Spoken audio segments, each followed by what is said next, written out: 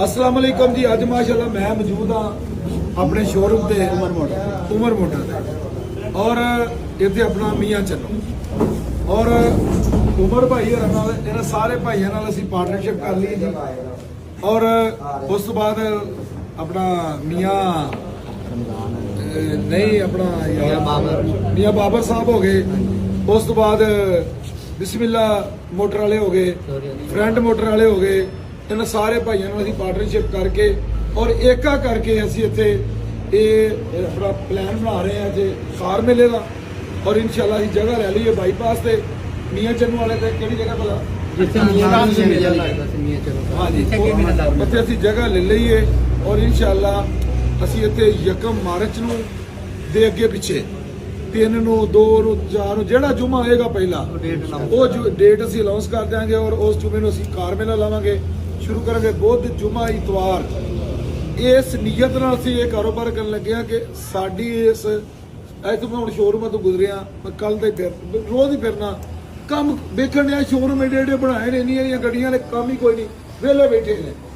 असीं जंग करनी है इस चीज़ नाल। जंग किवें करनी है?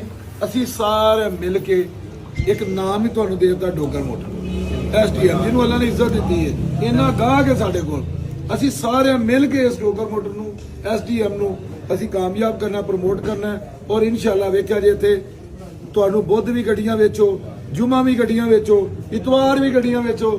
एक दिन गड्डियां वेचो ते अगले दिन गड्डियां दी पेमैंटां, फिर अगले दिन गड्डियां वेचो, फिर अगले दिन पेमैंटां, फिर अगले दिन गड्डियां वेचो, फिर अगले दिन पेमैंटां। किड्डी चस है हुण जेड़ा वेला फिरना फिर लो, सोहरियां सूरियां नूं मिल लो, विआह नूं सालियां दे कर लो, सालियां दे कर लो। क्यों जी हुण जो SDM आ जाना ना फिर विआह भी उसदा टाइम अपने कोल नहीं होना। क्योंकि साडे नाल माशाअल्लाह जेड़े भी बंदे अज तक अज साहब की हाल ठीक हो साडे नाल जेड़े भी बंदे अटैच ने अज तक वो ना घरदियां नूं टाइम देण जोगे ने बीवी बच्चों नूं मेरे समेत। मैं अज तकरीबन 7 दिन हो गए ने घरदियां नाल गल ही नहीं की। 7 दिन हो गए टाइम ही नहीं हैगा। मेरे यही करदे ने मैं सारिਆਂ ਨੂੰ नाल लैके चलना और मेरी यही कामयाबी है। और मेरे बाजू बनो और आके इस निज़ाम ਨੂੰ चलाइए। और असी पाक व्हील और OLX ਨੂੰ असी खुद अगे खुद प्रमोट किया है। इनू जिवें आपां प्रमोट किया है ना इंज ही इहदा अल्लाह दे हुक्म नाल पट्ठा बिठाउणा है।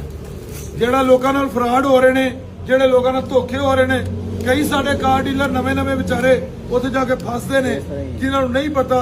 सारी गल जिन्नी दे लालची जिंदा उन्नी दे ठग भुखा नहीं मरदा। मिसालां एवें ही बणियां। उत्थे लोग OLX